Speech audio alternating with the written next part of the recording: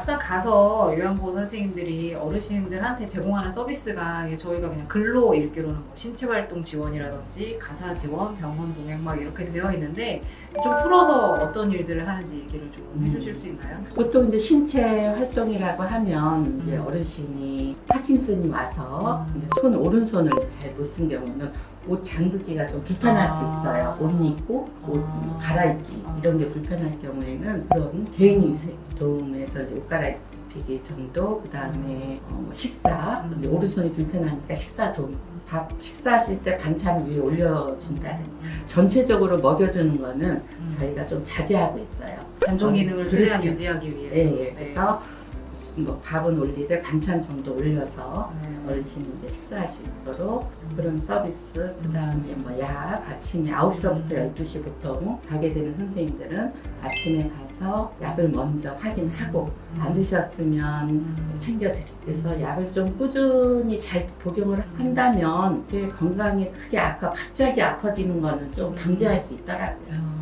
이게 요양보호 선생님이 매일 방문을 하시는 거 외에도 센터 입장에서 정기적인 관리를 또 하지 않나요? 예, 저희가 이제 사회복지사가 한 달에 한 번 방문을 해서 어르신 상태, 수급자 상태, 요양보호사님 또 어떤 뭐 불편함이 없는지, 어려움이 없는지 이런 상태를 파악을 해서 좀 조율을 하려고 이제 저희가 노력을 하죠. 서로 좀 불편한 게 있으면 그렇죠. 좀 이쪽 얘기도 듣고 저쪽 네. 얘기도 듣고.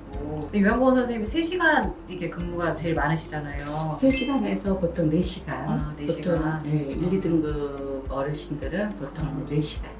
3시간, 4시간 일한 건 어떻게 확인하세요? 요양선생님이 방문하게 되면 문단에서 태그라는 거를 부착을 합니다. 가면은 뭐 어르신들에게. 이렇게 붙어 있더라고요. 네. 그래서 저도 가끔 가면은 저한테 저거 안 찍으시냐고 물어보거든요. 그래서 저는 그거랑 상관없어요 라고 말씀드리는데. 네, 그게 이제 태그라는 것도 있고 비콘이라는 게 있어요. 비콘은 이제 우리가 보통 스마트폰이 태그가 안 되는 아이폰 정도 할 때 비콘으로 이제 체크를 하는데, 요양 선생님이 출근해서 시작 태그를 찍고 이제 서비스 3시간 끝나고 태그를 찍으면 센터나 공단에 자동으로 전송이 됩니다. 그래서 이제 3시간을 근무했는지 3시간을 근무 안 했는지 바로바로 체크가 가능해서 해서 보호자들한테도 우리가 한 달에 한 번 기록지를 또 보내드리기도 하고요. 얼마나 근무를 하셨고 그렇죠. 어떤 일을 하셨는지도 예, 그러면 태그를 하게 되면 특이사항 적는欄이 있어요. 어린 상태를 적는 게 있고 다 스마트폰으로 하시나요? 네, 선생님들이? 하시는데 몇 분 선생님은 그걸 또 이제 이렇게 적는 게 좀 어려운 분들이 있어서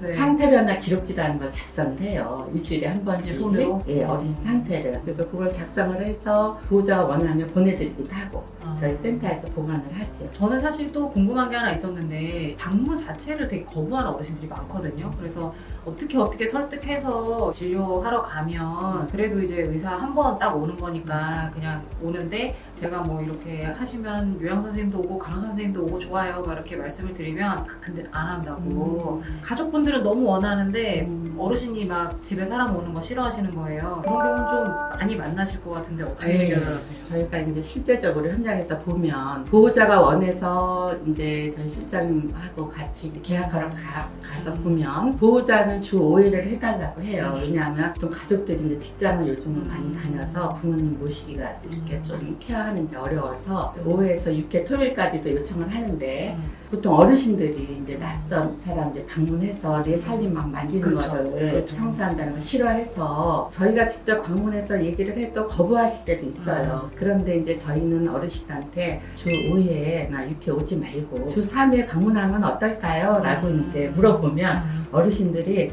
주 3회? 3번? 이렇게 얘기를 하세요. 그러면 이렇게 서비스 받는 거 만족하시면 주 5회도 이렇게 방문 요청하시면 돼요. 이렇게 얘기를 하시면 그러면 일단 주 3회 한번 데리고 와봐. 이렇게 얘기를 하세요. 주 3회에서 대부분 주 5회로 넘어가시죠? 네, 그렇죠. 거의 주 그렇죠. 3회 보통 한 달, 2달 정도 서비스 받아보면 어르신들이 주 5회 매일을 이제 오라고 하세요. 사실 주말에도 오라는 분들도 많고. 맞아요. 그래서 이제 네. 다시 재계약해서 이제 주 5, 6회로 하는 경우도 종종 있어요. 뭐 마지막으로 요양보호사 입장에서 이렇게 하고 싶은 얘기 있으세요? 저도 이제 요양보호사 일을 한 5년 이상 했지만 보통 어르신들이 초창기에는 이 요양보호사 제도를 잘 인지가 안 돼서 가정부 파출부처럼 창틀 닦아달라, 장롱 위 닦아달라 이런 요구를 많이 하셨어요. 근데 이제 지금은 10년 이상 지나다 보니까 그런 거는 없지만 아직도 이 음. 서비스가 수급자 어르신을 위한 서비스인데 그렇죠. 가족이 거주하는 방을 청소해달라, 이불 빨아달라 하시는 분들이 종종 있어요. 그런 서비스가 우리가 이제 가서 설명을 하죠.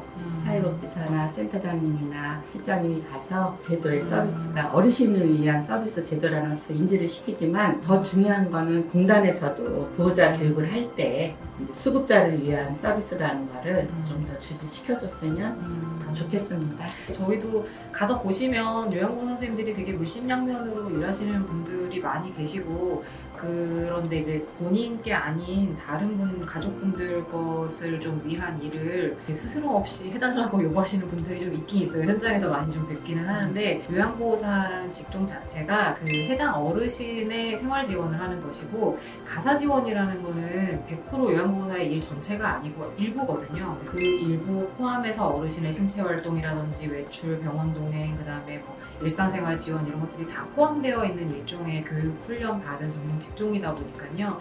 이 직업에 대해서도 좀 존중감을 가지고 적절한 범위 내에서 요청을 하셔야 되지 않을까, 저도 그런 생각을 좀 많이 합니다. 오늘 일단 정경 선생님 모시고 요양보호사에 대해서 얘기를 해봤는데요. 한 번만 더 이제 치매 요양 관련해서 얘기를 좀 다음번에 나눠보도록 하겠습니다.